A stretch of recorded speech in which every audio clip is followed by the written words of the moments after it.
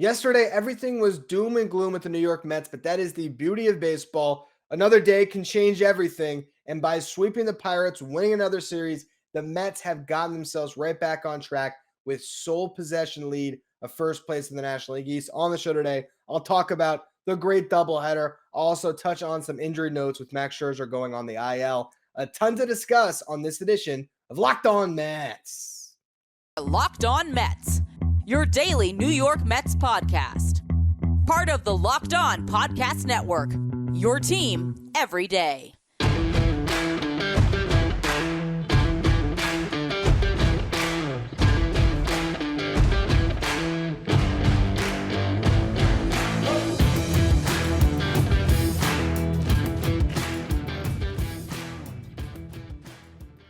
Hello to all you amazing Mets fans. You're watching Locked On Mets, part of the Locked On Podcast Network, your team every day. I'm your host, Ryan Finkelstein. If you want to find any of my work, follow me on Twitter at Finkelstein Ryan. You can also find some of my writing at justbaseball.com, where I work as the managing editor.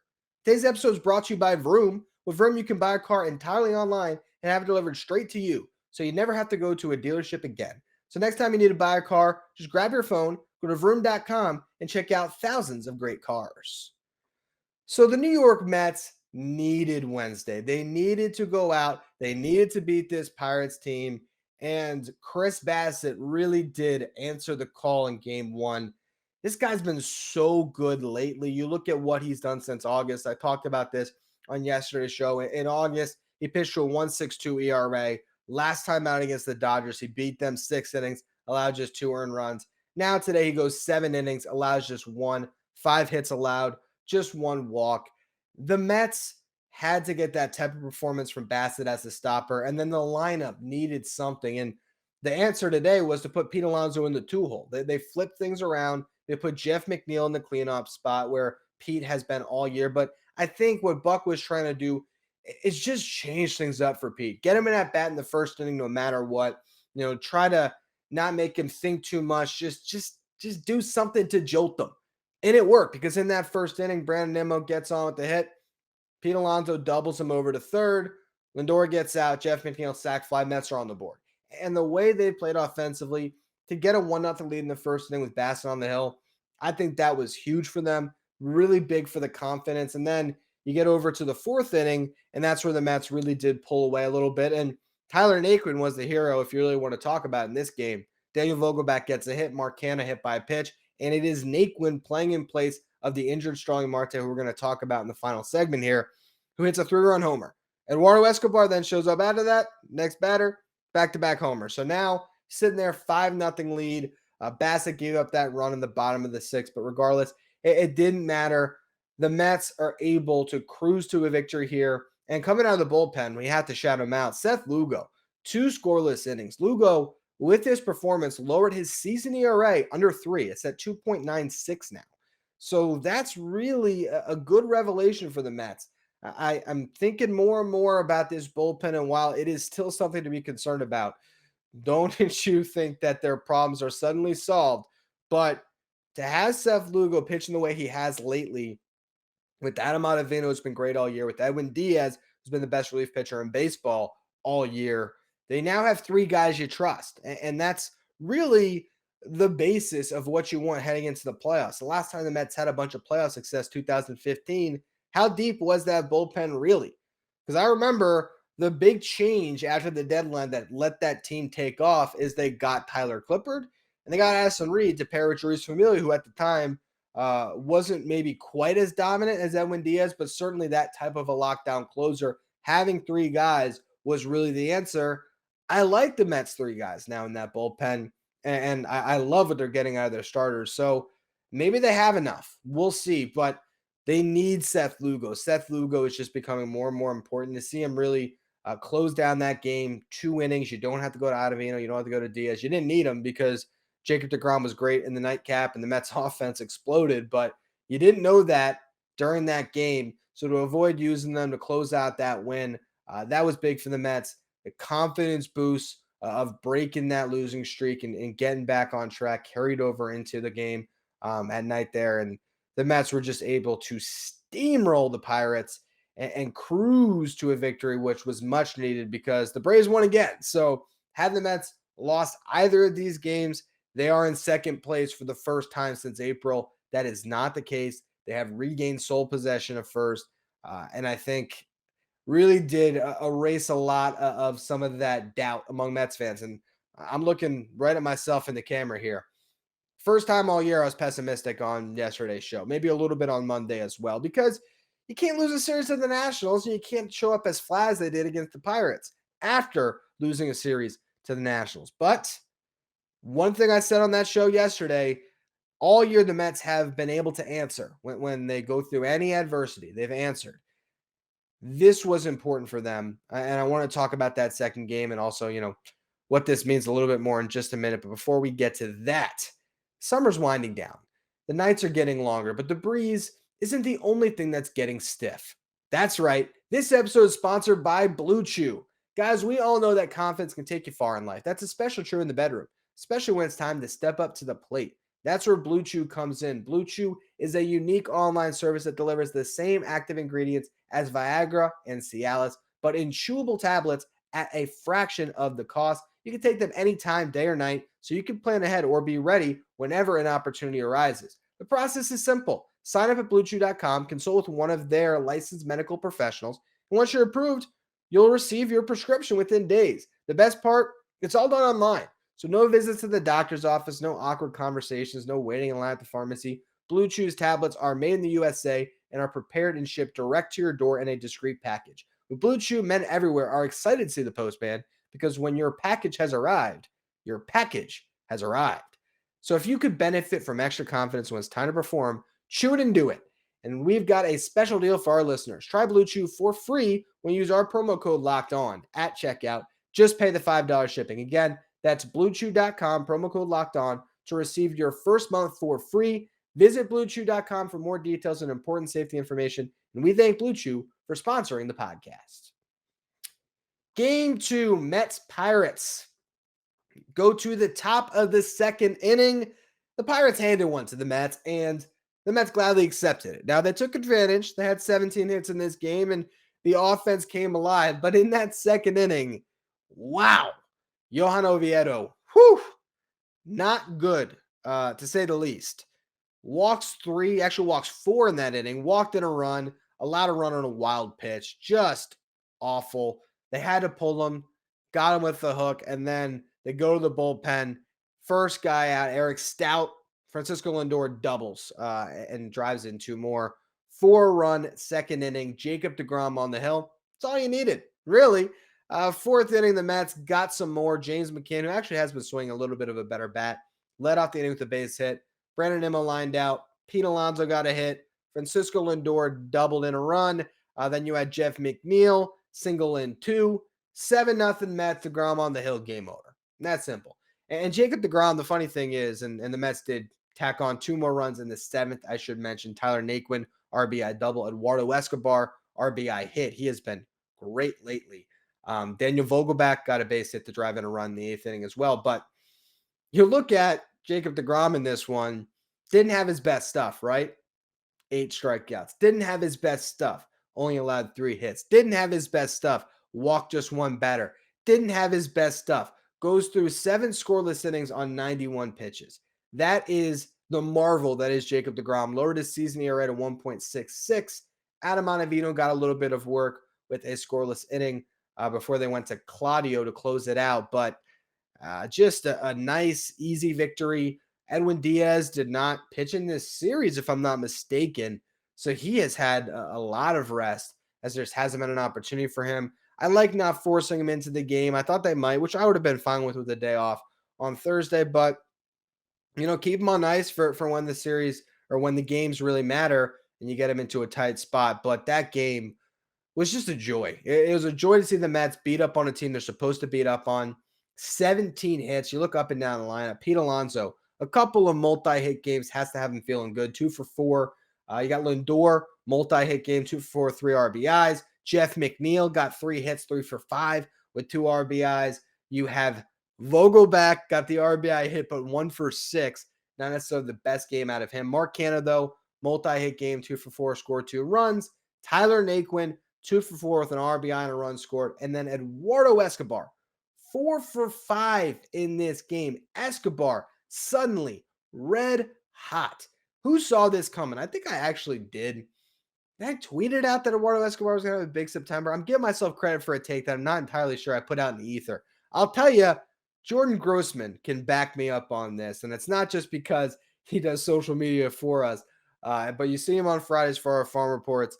And I know for a fact that me and him had a conversation. I said, I just feel like he's going to break out for some reason.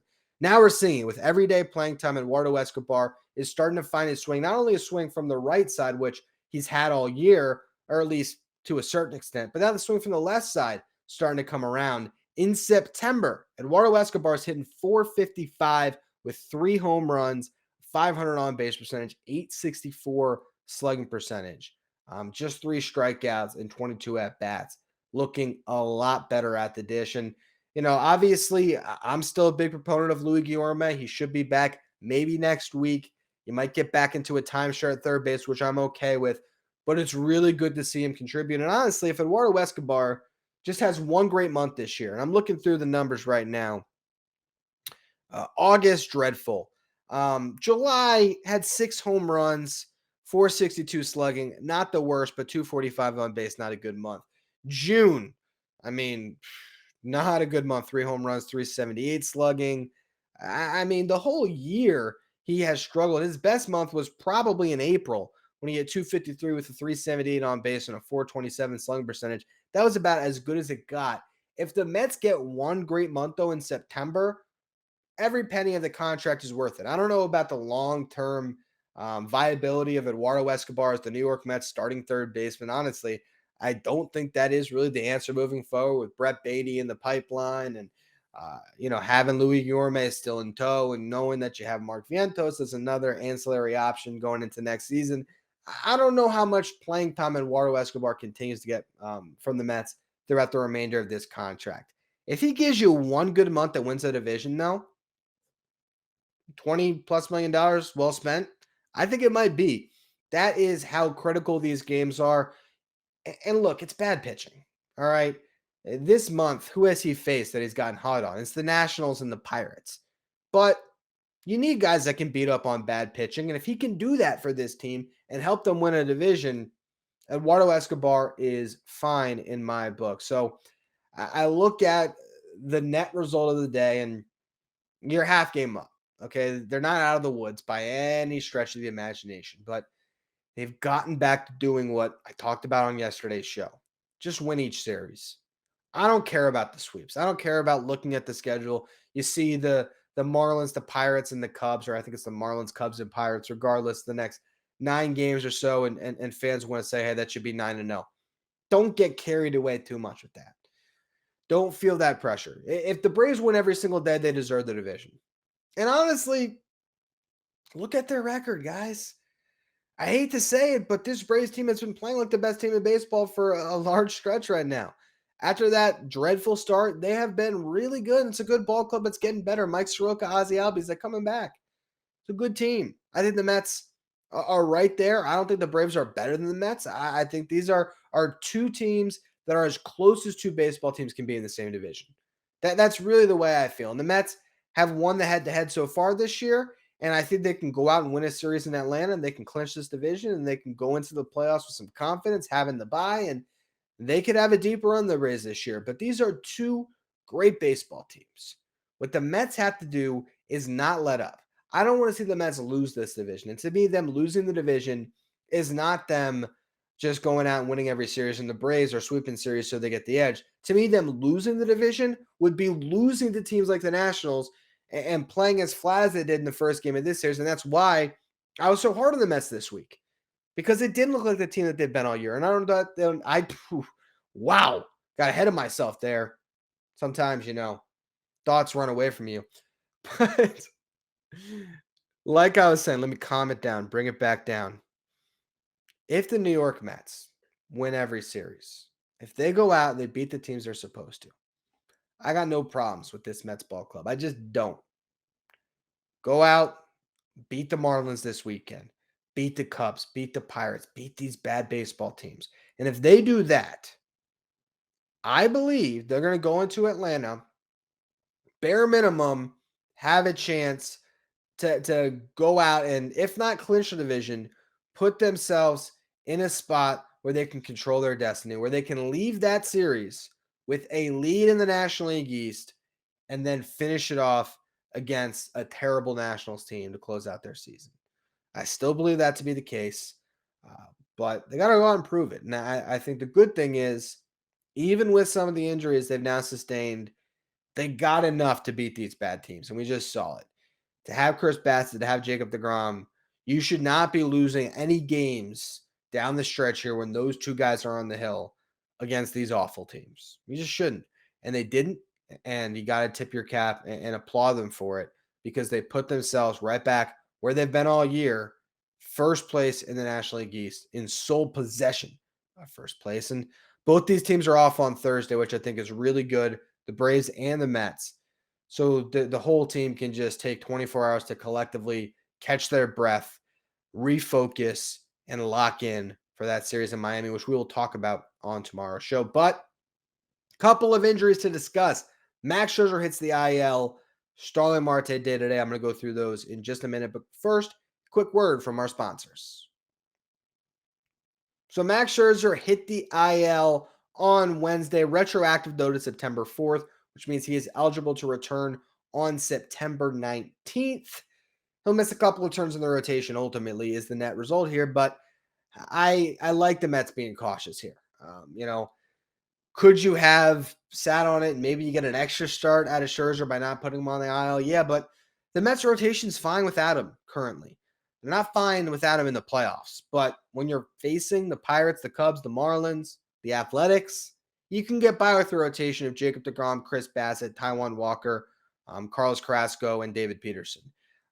And I think that, considering what Bassitt has been in particular, that even makes it even easier, because look, what he did today, what he's done lately, I was really thinking about it.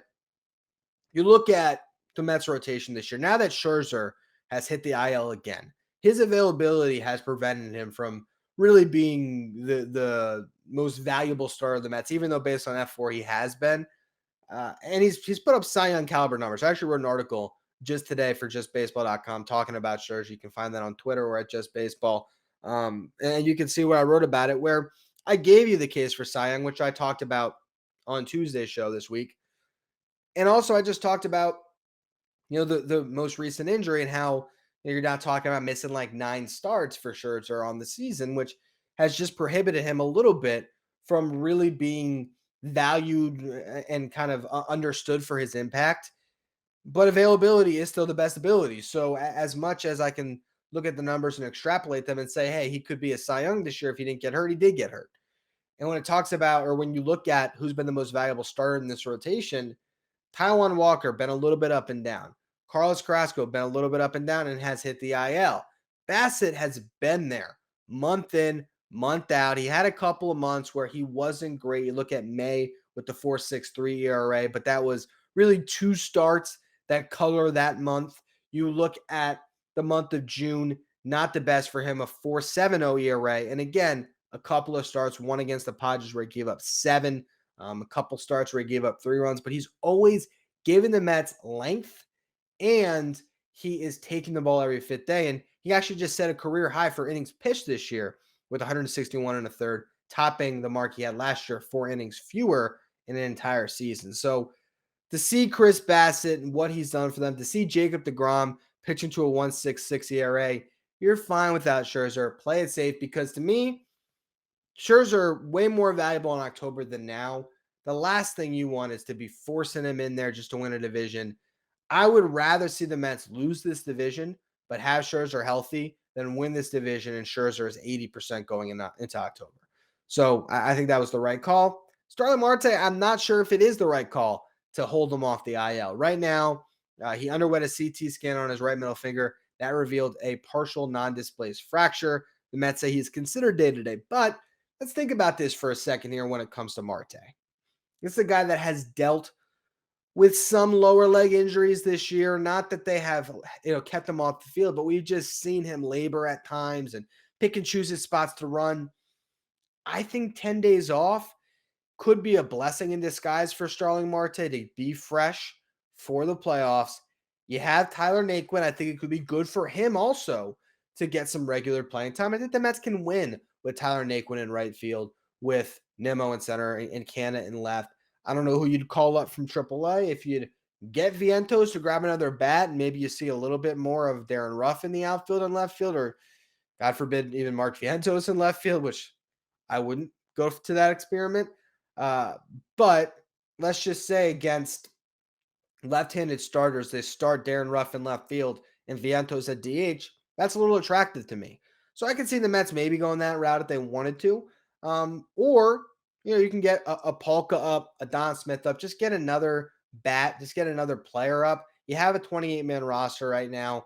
So technically you can keep Marte on ice for a couple days. And if he really does heal in 3 or 4 days, fine. If you're telling me there is no risk of further injury, I'm okay with it. But I play it safe at this point with Starling Marte. I hate the idea of him playing through a finger injury too. We've seen a lot of Mets do it this year, and it can be done. Lindor's proven it. Jeff McNeil has proven it. But that middle finger, when it comes to gripping the baseball on his throwing hand,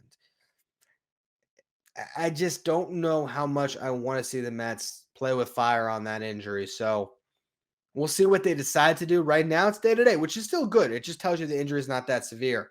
But I also would not be shocked if tomorrow or if on Friday they get to Miami, they evaluate it again, and maybe they say, you know what, let's just play it safe. Let's get somebody else in here. Let's put you on the IL retroactive. And they're only talking about a couple more days anyway. You're talking about him missing the next 2 series. If you put him on the 10-day IL, I don't think that's the end of the world at all for this Mets team. But that will be all for today's edition of Locked On Mets. On tomorrow's show, we will preview the upcoming series against the Marlins and also a Friday Farm Report talking about some of the top prospects in the Mets system. As always, thank you for listening. Make sure you follow, rate, and review wherever you get your podcast. Make sure you follow me on Twitter at Finkelstein Ryan. Follow the show at Locked On Mets. Thank you for making Locked On Mets your first listen every day. Now for your second listen, check out Locked On MLB, hosted by Paul Francis Sullivan. Locked On MLB is where you want to go to stay up to date with everything going on in Major League Baseball. You can follow Locked On MLB wherever you get podcasts.